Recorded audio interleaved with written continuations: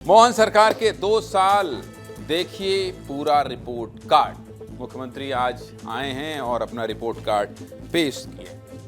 मध्य प्रदेश में पिछले 2 सालों से मोहन कैबिनेट की गूंज है। मध्य प्रदेश की मोहन सरकार को 2 साल पूरे हो गए। 2 साल पूरे होने पर मुख्यमंत्री ने अपना रिपोर्ट कार्ड जनता के सामने रखा है। मुख्यमंत्री के रिपोर्ट कार्ड पर भी बात करेंगे और हम भी आपको मोहन सरकार के 2 सालों का एक रिपोर्ट कार्ड दिखाएंगे। तो चलिए पूरी खबर विस्तार से आपको बता देते हैं। मोहन सरकार के 2 साल की बात करूंगा, लेकिन सबसे पहले बात उस तारीख की जब उज्जैन से आने वाले एक नेता ने मध्य प्रदेश के मुख्यमंत्री के तौर पर शपथ ली थी। वो तारीख थी 13 दिसंबर 2023। इसी दिन डॉक्टर मोहन यादव मध्य प्रदेश के 19वें मुख्यमंत्री बने थे। शुक्रवार को जब सरकार के 2 साल पूरे हुए तो मुख्यमंत्री ने बहुत ही विस्तार से अपनी सरकार के सफर को बताया है। मुख्यमंत्री ने क्या क्या उपलब्धियां बताई हैं इस पर भी बात करेंगे, लेकिन मोहन सरकार के 2 साल के सफर पर पहले हम आपको एक विस्तार न्यूज की रिपोर्ट दिखा देते हैं। देखिए। डॉक्टर मोहन यादव ईश्वर की शपथ लेता हूं कि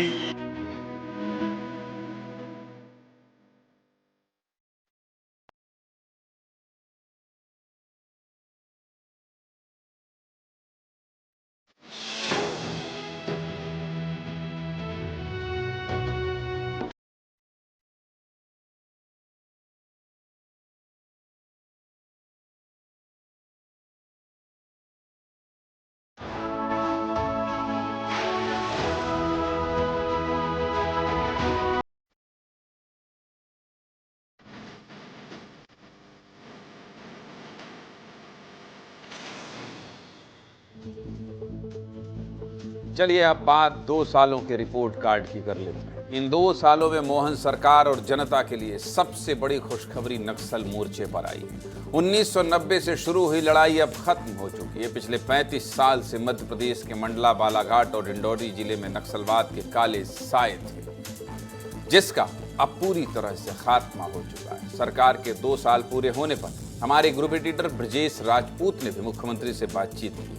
जब ब्रजेश राजपूत ने मुख्यमंत्री से सवाल पूछा कि इन 2 सालों में आपकी सरकार के लिए सबसे बड़ी सफलता क्या रही, तो उन्होंने भी इस बात को माना कि नक्सलवाद के इस कैंसर से प्रदेश को बाहर निकालना सबसे बड़ी चुनौती थी।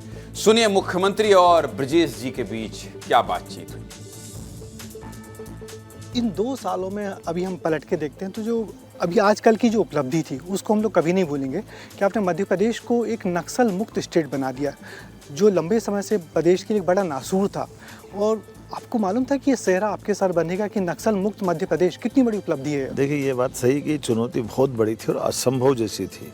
जब मैं अधिकारियों से बात करता था तब वो कहते थे साहब ये बताओ कि इतने बड़े लाखों किलोमीटर में फैले हुए इलाके में 10 आदमी 20 आदमी घूम रहे हैं, वो जंगल में जानवर भी घूम रहे हैं, फॉरेस्ट भी बहुत घना जंगल है, कैसे निकालेंगे? हमने कहा हम नहीं जानते कुछ भी, हम ये जानते कि इनको जीरो करना है। ये बताओ कैसे करेंगे, क्या करेंगे? और माननीय गृह मंत्री जी को धन्यवाद देना चाहूँगा जिन्होंने सदैव इस बात को सपोर्ट किया। उनने भी इस बात पर प्रेरित किया कि अपने को ये टाइम लिमिट के अंदर ख़त्म करना है, इसको ऐसे स्लो में नहीं रखना है। माननीय प्रधानमंत्री जी, माननीय गृह मंत्री जी ने मदद की और आज वो स्थिति आई। मैं मान के चलता हूँ 42 दिन में 42 सरेंडर होना और 10 दुर्दांत नक्सलाइटों का 1 साल में सफाया कर देना, ये हमारे पुलिस फोर्स की, आम जनता के सहयोग की और सरकार की दृढ़ इच्छा शक्ति का परिचायक है। तो हम माने कि मध्य प्रदेश में कोई नक्सलाइट नहीं बचा है। हाँ, आज की जीरो नक्सलाइट आज की स्थिति में तो हम भारत सरकार के आंकड़े में बात कर रहे हैं ना, हमारे मन से तो नहीं कर रहे हैं। तो इसलिए उस तरह की स्थिति में आज हम मध्य प्रदेश को उससे बाहर ले आए। मगर सर बड़ी चुनौती है वहाँ पे जो इलाके डेवलपमेंट करना। ये मैंने कहा ही है कि प्रेस में भी बोला था कि हमको हमारे राज्य के अंदर दोबारा ऐसी कोई गलत गतिविधि पनपे नहीं, इसके लायक का इंफ्रास्ट्रक्चर बनाना और इस पर हम आगे बढ़ेंगे। इसके अलावा भी प्रदेश में बड़े बड़े काम हुए हैं। डॉक्टर मोहन यादव के मुख्यमंत्री बनने के बाद रोजगार, मेडिकल शिक्षा, नदी जोड़ो अभियान और निवेश को नए पंख लगे हैं। इन क्षेत्रों में मुख्यमंत्री ने खुद दिलचस्पी दिखाई है, जिससे प्रदेश को फायदा हुआ है। इन 4 तस्वीरों को देखिए। मोहन यादव के मुख्यमंत्री बनने के बाद अब तक 7 संभागों में रीजनल इन्वेस्टर समिट हो चुकी है। आसान भाषा में कहूं तो प्रदेश में ज़्यादा से ज़्यादा पैसा और रोजगार कैसे लाया जाए, इसको लेकर 7 बार समिट हो चुकी है। सबसे पहले 1 मार्च 2024 को उज्जैन में रीजनल समिट हुई। उसके बाद जबलपुर, ग्वालियर, इंदौर, रीवा, नर्मदापुरम, शहडोल में भी निवेशकों के साथ सीएम ने बैठक की। छोटे छोटे शहरों में रीजनल समिट करने के बाद 24 फरवरी 2025 को भोपाल में ग्लोबल इन्वेस्टर समिट हुई, जिसमें खुद प्रधानमंत्री मोदी और गृहमंत्री अमित शाह आए थे। और इन सभी समिट से प्रदेश को 32 लाख करोड़ रुपए के निवेश प्रस्ताव मिले। और अगर ये निवेश प्रस्ताव पूरी तरह से जमीन पर उतर गए तो 21 लाख लोगों को नौकरी मिलेगी। भाई साहब, 21 लाख लोगों। मुख्यमंत्री यही नहीं रुके, इसके बाद वो निवेश और पैसा लाने के लिए विदेश भी गए। 24 नवंबर 2024 को मुख्यमंत्री ब्रिटेन और जर्मनी गए। उसके बाद जापान और अरब देशों में जाकर निवेशकों को कहा कि आप मध्य प्रदेश में पैसा लगाइए, हम आपके साथ खड़े हैं। और इसका फायदा ये हुआ कि विदेशों से राज्य को 77,000 करोड़ रुपए के निवेश प्रस्ताव मिले।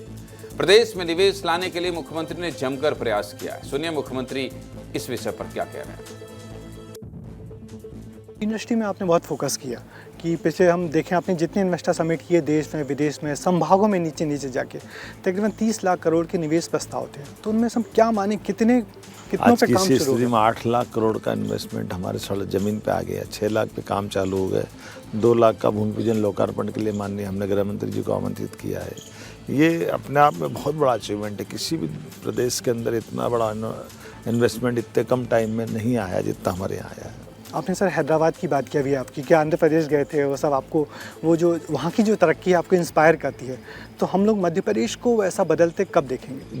जल्दी से जल्दी। अगर आप ये देखेंगे कि हमने हर चीज़ में टारगेट डिसाइड किए हैं।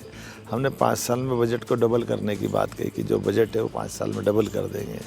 हमने अपने इंडस्ट्रियलाइजेशन से लेकर के जहाँ खर्चे की कटौती हो सकती है, सरकार के फायदे हो सकते हैं, या जहाँ सरकार की प्रोग्रेस से देश में हमारा नाम हो सकता है, ऐसे प्रत्येक क्षेत्र को पकड़ के हम चल रहे हैं। इसके अलावा मुख्यमंत्री के रिपोर्ट कार्ड में क्या क्या है ये भी आपको दिखा देता हूं। देखिए, मध्य प्रदेश में सिंहस्थ को लेकर जो जोश और तैयारी इस बार चल रही है वो इससे पहले कभी नहीं देखी गई। 2028 में सिंहस्थ होना है, जिसके लिए लगभग 800 करोड़ की योजना बनाई गई है। और मुख्यमंत्री ने कह दिया है कि इस बार सभी को शिप्रा नदी साफ और स्वच्छ मिलेगी। मध्य प्रदेश में नदियों को जोड़ने का काम भी तेजी से चल रहा है। केन बेतवा लिंक परियोजना, पार्वती, काली सिंध, चंबल लिंक परियोजना के जरिए दूसरे प्रदेशों के साथ मिलकर सरकार काम कर रही है।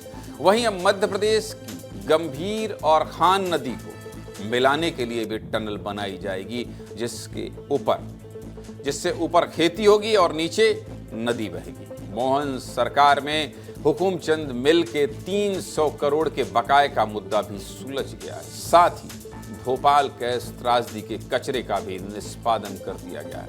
सरकार ने मेडिकल कॉलेज की संख्या और सीट दोनों बढ़ाई, जिससे अगर कोई बच्चा डॉक्टर बनना चाहता है तो उसे दूसरे प्रदेशों में नहीं जाना पड़ेगा। सरकार का फोकस लाडली बहनाओं पर भी है और इस 2 साल के कार्यकाल में लाडली बहनों को मिलने वाली राशि 1250 से बढ़ाकर 1500 रुपए कर दी गई। तो ये तो था हमारा रिपोर्ट कार्ड। मुख्यमंत्री ने अपने रिपोर्ट कार्ड में क्या कहा है, देखिए।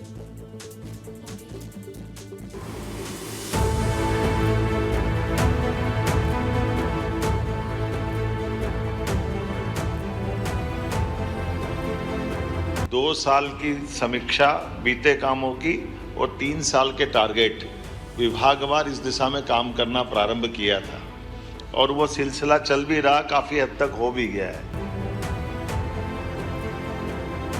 3000 करोड़ का बड़ा एक इंडस्ट्री का पार्क, ऐसे निवाड़ी जैसे जगह जिले में एक बड़ा इंडस्ट्री है। निवाड़ी 1.5 विधानसभा का जिला, लेकिन निवाड़ी जैसे जिले में एक 3000 करोड़।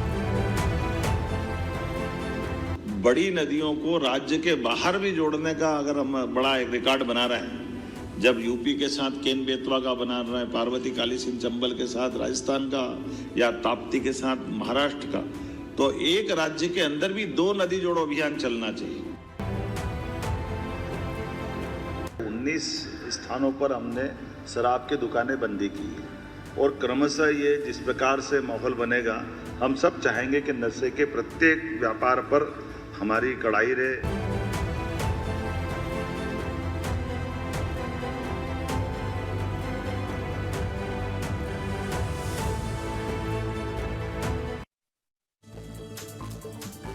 सीधे मुद्दे की बात यही है कि मोहन सरकार ने सही नीयत से कोशिश तो जरूर की है। अब देखना है कि सरकार के ये प्रयास पूरी तरह से सफल कब तक हो पाते हैं, जो प्रयास सरकार तेजी से कर रही है।